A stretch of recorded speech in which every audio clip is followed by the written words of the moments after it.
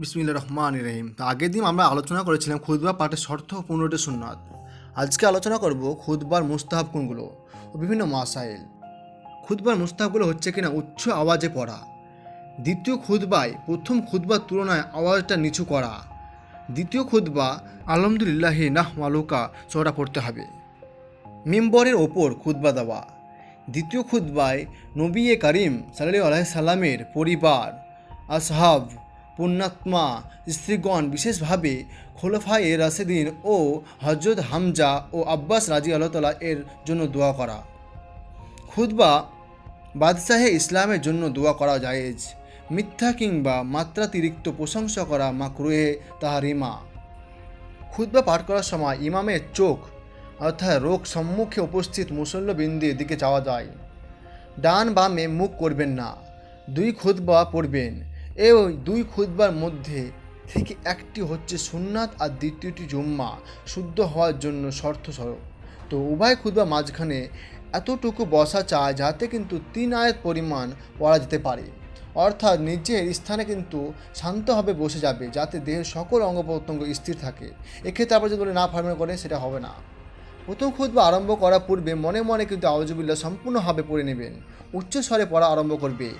আর খুতবায় আল্লাহ তাআলার যথাযোগ্য হামদ ও সানা, কালিমায়ে শাহাদাত, দরুদ, সালাম ও গুনাহে অপকারিতা সম্বলিত ওয়াজ, আল্লাহ পাককে গজব ও আযাব থেকে সতর্ক হওয়া কথা এবং এই দুনিয়া ও আখিরাতে নামাজ লাভের আমলে কথা বর্ণনা করবে। এইসব কিছুর সঙ্গে সঙ্গে কোরআন পাকের কোনো আয়াতও পাঠ করতে পারবে। আর দ্বিতীয় খুতবা আল্লাহ পাকের হামদ ও সানা ও রাসূল সাল্লাল্লাহু আলাইহি সাল্লামের প্রতি দরুদ এবং সালামের মাধ্যমে আরম্ভ করবে। এতে ঈমানদার নরনারী যেমন রাসূল সাল্লাল্লাহু আলাইহি সাল্লামের পরিবার, আসহাব, পুণ্যাত্মা স্ত্রীগণ, বিশেষভাবে খোলাফায়ে রাশেদিন ও হজরত হামজা, হজরত আব্বাস রাদিয়াল্লাহু তাআলা সকলের জন্য কিন্তু মাগফিরাতে দোয়া করবে।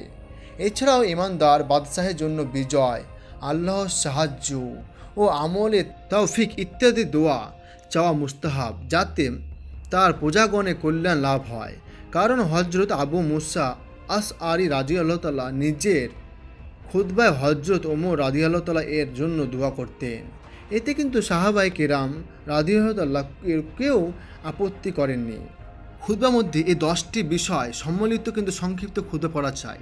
প্রথমত হচ্ছে কি হাম দিয়ে শুরু করা, দ্বিতীয় হচ্ছে আল্লাহ তাআলার প্রশংসা করা, 3 নম্বর হচ্ছে কালিমায়ে শাহাদাত পড়া, 4 নম্বর হচ্ছে দরুদ পাঠ করা, 5 নম্বর হচ্ছে কি ওয়াজ নসিহত সম্পর্কে বাক্য বলা, 6 নম্বর হচ্ছে কোনো আয়াতে কুরআনি পাঠ করা, 7 নম্বর হচ্ছে 2 খুতবা মাঝে সামান্য সময় বসা, 8 নম্বর হচ্ছে সকল মুসলিম নরনারীর জন্য দোয়া করা, 9 নম্বর হচ্ছে দ্বিতীয় খুতবায় পুনরায় আলহামদু, সানা ও দুরুদ পড়া, 10 নম্বর হচ্ছে কিনা উভয় খুতবা সংক্ষিপ্ত করা।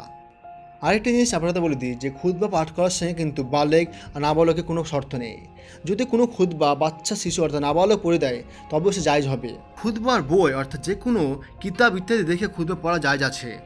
কয়েকটি বিষয়ে জুম্মার খুতবা ও ঈদের খুতবার মধ্যে পার্থক্য রয়েছে। যেমন জুম্মার মতো ঈদের খুতবা নামাজের জন্য শর্ত নয়, বরং খুতবা ছাড়াও ঈদের নামাজ শুদ্ধ হয়ে যায়। যেমন কি ঈদের খুতবা ফরজ বা ওয়াজিব নয় বরং সুন্নাত। ঈদের খুতবা নামাজের পর পাঠ করা হয়, নামাজে পূর্বে নয়। খুতবা কিন্তু মিম্বরে দাঁড়িয়ে পড়া সুন্নাত, ফরজ বা ওয়াজিব নয়। লাঠি হাতে নিয়ে খুতবা পড়া প্রমাণিত আছে, তবে লাঠি ছাড়া খুতবা পড়া তার চেয়ে বেশি অধিক প্রমাণিত আছে। তাই হুকুম হচ্ছে কি লাঠি হাতে নেওয়া জায়েজ, আবার না নেওয়া উত্তম। তা আমাদের উত্তম কাজটা করা আগে উচিত। জুম্মার খুতবা শোনা কিন্তু ওয়াজিব কি না, জুম্মা খুতবা ফরজ। এর অর্থ হচ্ছে জুম্মা নামাজের পূর্বে খুতবা যাওয়া জরুরি আর খুতবা শোনা ওয়াজিব তাদের ওপর যারা কিন্তু খুতবার সময় উপস্থিত থাকে। সুতরাং যদি কেউ খুতবা শেষ হওয়ার পর এলো এবং জামাতে সামিল হলো, এতে তার নামাজ হয়ে যাবে। খুতবার উপস্থিত না থাকার ও না শোনা দরুন সে ত্রুটি হয়েছে তার থেকে তওবা ও ইস্তেগফার করবে।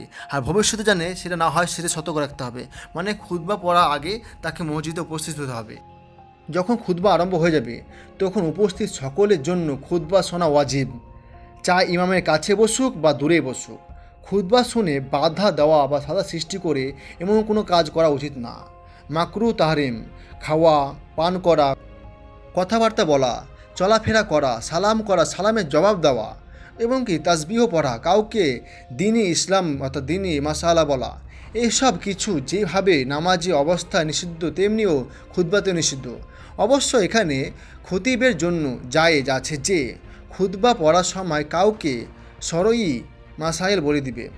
যে ব্যক্তি খুতবার সময় হাজির হয় সে চায় হাঁটু উঠিয়া বসো কিংবা আসন গেড়ে বসো, যেভাবে ইচ্ছে বসতে পারে, কারণ খুতবা কার্যত ও মূলতভাবে নামাজ নয়। তবে যেভাবে নামাজে বসা উচিত সেভাবে বসা মুস্তাহাব। খুতবা চলাকালীন বলা এখনই অজীব হয় যখন কোনো অন্ধ ব্যক্তি ভুল পথে থেকে হেঁটে যাওয়া হটিয়ে দেওয়া বা কোনো সাপ বিসুক্ত ইত্যাদি থেকে উচ্চারণের উদ্দেশ্যে তখন সে কথা বলতে পারবে।